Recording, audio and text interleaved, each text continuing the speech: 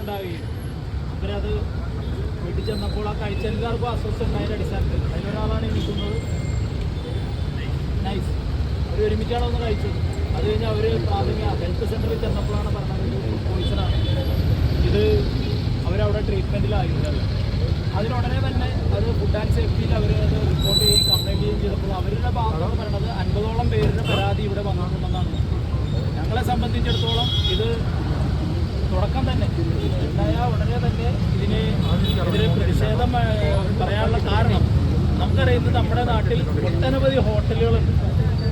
അപ്പോൾ നമ്മളെ സംബന്ധിച്ച് നമ്മൾ കഴിക്കുന്ന ഭക്ഷണത്തിൽ പല സ്ഥലത്തും ഷവർമ കഴിച്ച് അല്ലെങ്കിൽ കുഴിമന്തി കഴിച്ചു പല അപകടങ്ങളും ഉണ്ടായതായി നിങ്ങൾ തന്നെ ചാനൽ തന്നെ റിപ്പോർട്ട് ചെയ്തിട്ടുണ്ട്.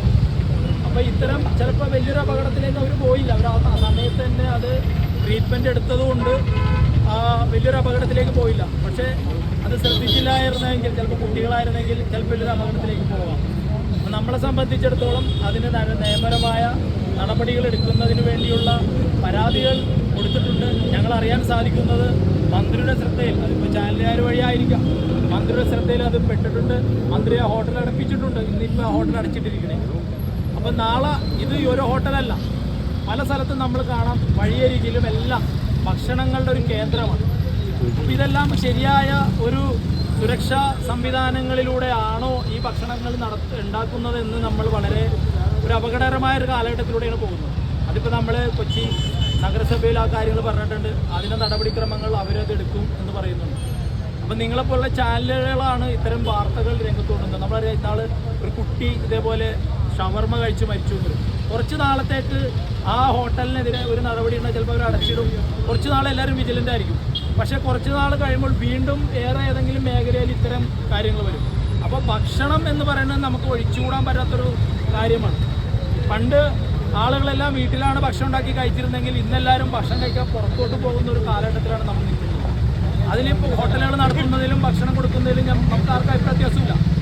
പക്ഷേ ആളുകളുടെ കയ്യിൽ നിന്ന് പൈസ വാങ്ങി ഭക്ഷണം കൊടുക്കുമ്പോൾ ആ ആളുകൾക്ക് അപകടമില്ലാത്ത നല്ല രീതിയിലുള്ള ഭക്ഷണം പാകം ചെയ്ത് കൊടുക്കാൻ എല്ലാവരും ശ്രദ്ധിക്കും. അതിലാർക്കെങ്കിലും ചിലപ്പോൾ ഒരാളുടെ മിസ്റ്റേക്കാകാം, കുറവാകാം, കറക്റ്റായിട്ടുള്ള സുരക്ഷാ ക്രമീകരണങ്ങളുണ്ടോ, കിച്ചണിൽ അതിനുള്ള സേഫ്റ്റി ഉണ്ടോ, അല്ലെങ്കിൽ കിച്ചൺ നീറ്റ് ആൻഡ് ക്ലീൻ ആണോ, അത്തരം കാര്യങ്ങൾ എല്ലാം പരിശോധിച്ച് അതിലെന്തെങ്കിലും വീഴ്ചകളുണ്ടെങ്കിൽ ഇതുപോലെ അപകടം ഉണ്ടായിട്ട് നമ്മളതിൻ്റെ പുറകെ പോകാതെ ഇങ്ങനൊരു സംഭവം തുടക്കമുണ്ടായപ്പോൾ തന്നെ അതുകൊണ്ടാണ് ഞങ്ങൾ ഇത്രയും ഒരു പ്രതിഷേധം ഈ വിവരങ്ങൾ ബന്ധപ്പെട്ട അധികാരികളുടെ മുമ്പിൽ അറിയിച്ചത്. ഇതൊരു ഹോട്ടലല്ല, എല്ലാ ഹോട്ടലുകളിലും ഇത്തരം കാര്യങ്ങൾ പരിശോധിക്കണം. പരിശോധനകൾ നടക്കുന്നുണ്ടെന്നാണ് ആരോഗ്യ വകുപ്പിൽ നമ്മൾ അറിയാൻ സാധിക്കുന്നത്. അപ്പോൾ ഇത് ഇവിടെ വെച്ച് നിന്നു പോകരുത്. കൂടുതൽ അപകടങ്ങൾ ഉണ്ടാകാതിരിക്കാനുള്ള നിയന്ത്രണങ്ങൾ ആ ഡിപ്പാർട്ട്മെൻറ്റുകളും അതേപോലെ തന്നെ നിങ്ങളെപ്പോലെ ചാനലുകാരും ഇത് രംഗത്തുണ്ടാകണം. അതേപോലെ തന്നെ ഈ വഴിയരികിൽ വെറുതെ ചില തട്ടും മുട്ടും കടകളിട്ടിട്ട് പല ഭക്ഷണങ്ങൾ നമ്മൾ ഒരു ഉദാഹരണം പനമ്പള്ളിനാറിലോട്ട് നമ്മെ നോക്കണം. വൈകുന്നേരം വണ്ടി പാർക്ക് ചെയ്യാൻ പറ്റില്ല, അത്രയ്ക്ക് ഹോട്ടലുകൾ. അങ്ങനെ അങ്ങനെയാണ് ആളുകളിപ്പോൾ പുറത്തുള്ള ഭക്ഷണത്തിലോട്ട് പോയി തുടങ്ങി.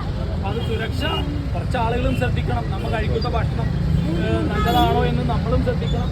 പക്ഷേ നടത്തുന്ന ഏതാരും ഒരു ഹോട്ടൽ നടത്താൻ ബാധിച്ച ആളുകൾ കുറച്ച് നടക്കൊണ്ടിരിക്കും.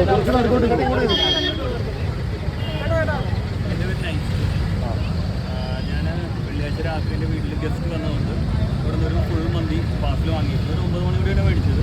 ഒരു 9:30-ക്കുള്ളിൽ ഞങ്ങൾ കഴിച്ചിരുന്നു. ഞങ്ങളെല്ലാവരും കഴിച്ചിട്ട് ഞങ്ങൾക്ക് ആർക്കും കുഴപ്പമൊന്നും ഉണ്ടായിരുന്നില്ല. പിറ്റേ ദിവസം വൈകുന്നേരം ആയപ്പോൾ എൻ്റെ അമ്മ പറഞ്ഞു വയറിന് എന്തോ ഒരു സ്റ്റൊമക്ക് അപ്സെറ്റ് ആണെന്ന് പറഞ്ഞു. അപ്പോൾ അത്ര വലിയ കാര്യമാക്കിയിരുന്നില്ല. പക്ഷേ സൺഡേ ഒരു ഉച്ചയായപ്പോഴത്തേക്കും അമ്മക്കും എൻ്റെ അനിയനും വോമിറ്റിങ് സ്റ്റാർട്ട് ചെയ്തു. എനിക്ക് വോമിറ്റിങ് ഉണ്ടായിരുന്നില്ല, പക്ഷെ ഭയങ്കര പനിയായിരുന്നു. അവർക്ക് അവർ പിറ്റേ ദിവസം ഓക്കെ, മൺഡേ ഓക്കെ. ഞാൻ ഇപ്പോഴും എനിക്ക് വയ്യ. എപ്പോഴും ഞാനിപ്പോൾ വീട്ടിൽ നിന്ന് ഗസ്റ്റിന് ഭക്ഷണം കൊടുത്തു എന്നാണല്ലോ പറഞ്ഞത്. അവരുടെ അവസ്ഥ എങ്ങനെയായിരുന്നു? അത് ഞങ്ങൾ ആദ്യം അറിയില്ലായിരുന്നു, അവർക്ക് ബുദ്ധിമുട്ടുണ്ടെന്നുള്ള അറിയില്ലായിരുന്നു. ഇന്നലെയാണ് ഞാൻ അവരെ കോൺടാക്ട് ചെയ്തപ്പോൾ അവർ പറഞ്ഞു അവർക്കും സെയിം അവസ്ഥയായിരുന്നു. അതിലൊരാൾ ഹോസ്പിറ്റലിൽ ഫുഡ് കഴിച്ചപ്പോഴത്തേക്കും പ്രശ്നം തോന്നിയില്ല. അല്ല ഒരു 9 മണിക്ക് വാങ്ങി ഒരു 9:30-ക്കുള്ളിൽ കഴിച്ചിട്ടുണ്ടാവും. ആശുപത്രിയിൽ പോയി ഞാൻ ഇന്നലെയാണ് ഇവിടുത്തെ ഹെൽത്തിൽ ചെന്നത്. അപ്പോഴാണ് ഞാൻ ഇങ്ങനെ ഒരു സംഭവം അറിയണത്. ഒരു 15 പേരോളം അവിടെ കേസ് റിപ്പോർട്ട് ചെയ്തത്. നിങ്ങൾ പരാതി കൊടുത്തിട്ടുണ്ടോ? പരാതി കൊടുത്തിട്ടുണ്ടായില്ല. ഞാൻ ജസ്റ്റ് ഹെൽത്തിൽ കൺസൾട്ട് ചെയ്യാൻ വന്നതാണ് ഇവിടുത്തെ ഹെൽത്ത് സെൻ്ററിൽ, പ്രൈമറി ഹെൽത്ത് സെൻ്ററിൽ. അപ്പോൾ അവിടുത്തെ ഡോക്ടറാണ് എന്നോട് പറഞ്ഞത് ഒരു 15 കേസ് ഇവിടെ ഇപ്പോൾ റിപ്പോർട്ട് ചെയ്തിട്ടുണ്ട്. ഞാനപ്പോൾ അതേ തുടർന്ന് ഞാൻ ഇവിടെ വന്നിരുന്നു. ആ സമയത്ത് ഇത് അടച്ചിട്ടേക്കണേയിരുന്നു. എൻ്റെ ഇവിടെ അടുത്ത് തന്നെയാണ്. പരാതി കൊടുത്തിരുന്നു? പരാതി ഞാൻ ഇന്നലെ ഞാൻ കൊടുത്തിട്ടില്ലായിരുന്നു. ഇന്നലെ എനിക്ക് തീരെ വയ്യായിരുന്നു. ഞാനിപ്പോൾ ഇന്ന് എഴുന്നേറ്റ് കഴിഞ്ഞപ്പോഴത്തേക്കും ഞാൻ ഫോൺ വിളിച്ചിട്ട് ഞാൻ ഫുഡ് ആൻഡ് സേഫ്റ്റിയിൽ വിളിച്ച് പറഞ്ഞിരുന്നു. അതേ തുടർന്ന് അവർ ഒരു മണിക്കൂറിനുള്ളിൽ അവരുടെ വീട്ടിൽ അന്വേഷണത്തിന് വന്നിരുന്നു. മൊഴി എടുത്തിട്ട് പോയാൽ. എൻ്റെ പേര് നൈസ്.